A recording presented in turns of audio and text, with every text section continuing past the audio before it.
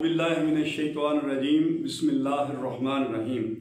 हज़रात ग्रामी, ईद उल ज़ुहा भी कल आखिरी दिन होगा। ये 3 दिन इसलिए होते हैं कि ताकि जो कुर्बानी किसी वजह से पहले दिन नहीं कर सका वो दूसरे दिन कर ले, अगर दूसरे दिन नहीं कर सका तो तीसरे दिन कर ले।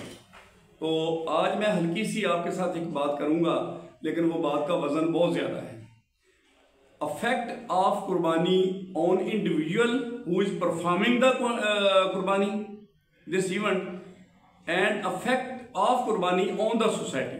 अब इंग्लिश में तो ये हम इस तरीके से इसको बोल सकते हैं, और उर्दू में हम ये कहते हैं कि असरात क्या मुरतब होते हैं उस शख्स पर जो कुर्बानी दे रहा है, और असरात क्या मुरतब होते हैं उस सोसाइटी पर जो पूरी सोसाइटी जो है उस कुर्बानी को एंजॉय कर रही है। एंजॉय करने का मतलब ये है कि हम ज़िंदगी भर गोश्त नहीं खा सकते पूरा साल में।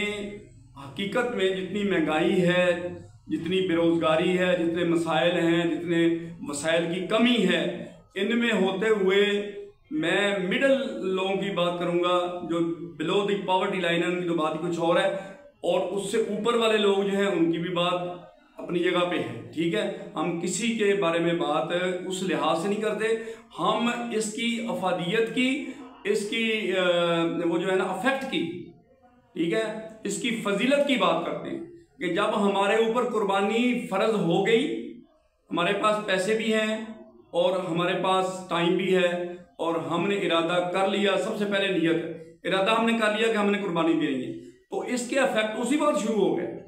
हमने जानवर खरीदा, अल्लाह की खातर गए, हम लोग रातों को ख्वार होते हैं, थकते हैं, बड़े मतलब अजियत में से गुजरते हैं, मंडियों में जाते हैं, उधर चोरियां भी होती हैं, डकैतियां भी होती हैं, लोग भी लूटते हैं, फैरगे भी होती हैं, लेकिन वो अल्लाह के उस हुक्म की खातर अपने इरादे को मुसम्मम करके सारे हालात का मुकाबले करते हुए जानवर ले आते हैं। अब देखें, जब जानवर आ जाता है तो उस जानवर को संभालना जो है वो कितना मुश्किल है। इतना मुश्किल है कि हमारे लोग जो है ना उसको भी अफोर्ड नहीं कर सकते, क्योंकि वो जिम्मेदारों के पले हुए जानवर होते हैं।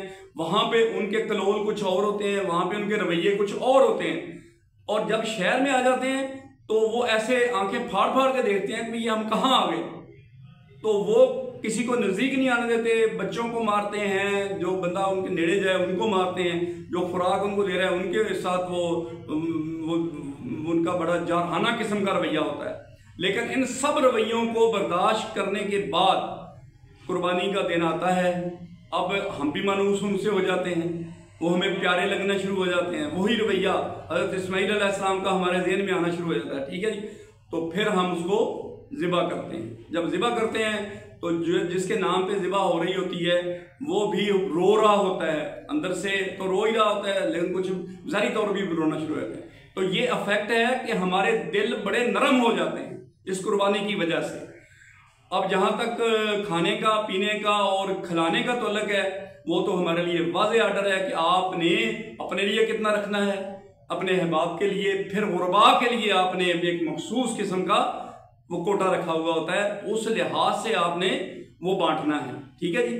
अब आपको जो अफेक्ट की बात करें, जो खुशी, जो आपको दिली तौर पे इत्मीनान होगा, मेरे ख्याल में कुछ और करने से नहीं हो सकता। रोजे भी रखे हमने, रमजान शरीफ भी गुजारा, ईद भी आई, लेकिन ये जो इफेक्ट है कुर्बानी का, ये सोसाइटी में भी, सोसाइटी सारी इकट्ठी हो जाती है। हर बंदा जो है वो एक दूसरे के साथ डिस्कशन करता है कुर्बानी के बारे में, और लोग एक दूसरे के साथ मेल जोल शुरू कर देते हैं, आपस में प्यार मोहब्बत शुरू हो जाता है। ठीक है, अब ये तो हो गया सोसाइटी के ऊपर इफेक्ट, ये इंडिविजुअल के ऊपर हो गया।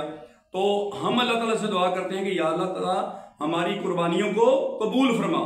अब कबूल की यहाँ तक बात है, एक बहुत बड़ी मिसाल मेरे पास है कि नबी पाक सल्लल्लाहु अलैहि वसल्लम की अपनी मिसाल। आपने जब हज किया है, आपने कहा ये वो हो सकता है मैं दोबारा आपसे ना मिल सकूं, और फिर हज का जो खुतबा दिया गया वो बहुत फंडामेंटल किस्म का, वो हमारे लिए मशअल राह बन गया।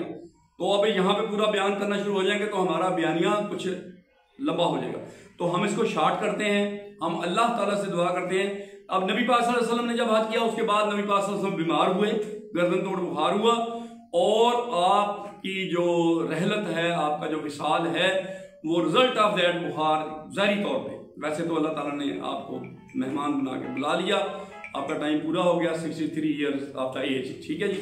تو ہم اللہ تعالیٰ سے دعا کرتے ہیں کہ یا اللہ پاک ہمیں اسی طرح قربانی کا وہ روح کے مطابق قربانی دینے کی توفیق عطا فرما، اور اس پہ عمل بھی کرنے کی توفیق عطا فرما کہ ہمیں قربانی کا جذبہ پیدا ہو جائے، ٹھیک ہے جی.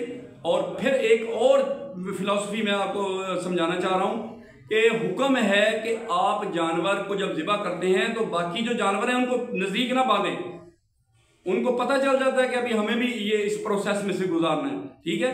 تو اس لیے یہ ایک احتیاط ہمیں بہت ضروری کرنی ہے. اس کے علاوہ جب آپ ذبح کرتے ہیں تو اس بندے نے ذبح کرنا ہے، اس بندے نے، اب رواج یہ ہو گیا کہ وہ چونکہ اتنی ہمت نہیں رکھتے، جانور رسک ہوتا ہے اس کا، اٹھ کے بھاگ نہ جائے، زخمی نہ کر دے لوگ، تو اب کسائی ہی کرتے ہیں، تو وہ ہاتھ پہ لگاتا ہے چھری کو، ایک فارمیلٹی پوری کرتا ہے. لیکن اصولاً تو بندے کو خود کرنی چاہیے تاکہ وہ نڈر بنے. اللہ تعالیٰ نے یہ قربانی جو رکھی ہے، خون جو بہاتے ہیں آپ، اتنے ٹنوں کے حساب سے مسلمان خون بہاتے ہیں، خون بہا، ٹھیک ہے، کہ اگر ایسی نوبت آ جائے لڑائی کی، جہاد کی، تو ان کی پریکٹس ہوتی ہے خون بہانے کی، تو وہاں پہ بھی یہ الحمدللہ قربانی کے جذبے کے ساتھ لڑتے ہیں. تو یہ ایک بہت بڑی فلسفی ہے قربانی کی. تو قربانی کی میں کہتا ہوں کہ جتنی بھی افادیتیں ہیں ان کی کم نہیں ہوتی، جب بیان کرتے جائیں گے تو بڑھتی جائیں گی. تو ہمارے پاس ٹائم کم ہے، آپ لوگوں کے پاس بھی ٹائم بڑا کم ہے. اب آپ اپنی ردم کے ساتھ دوبارہ نئے سرے سے اپنے کاموں میں جٹ جائیں. اللہ تعالیٰ آپ کے کاموں میں برکت ڈالے، اور آئندہ ہر بندہ کوشش کرے کہ جس کے پاس پیسے ہیں وہ قربانی دے. آخر دعوانا الحمدللہ رب العالمین.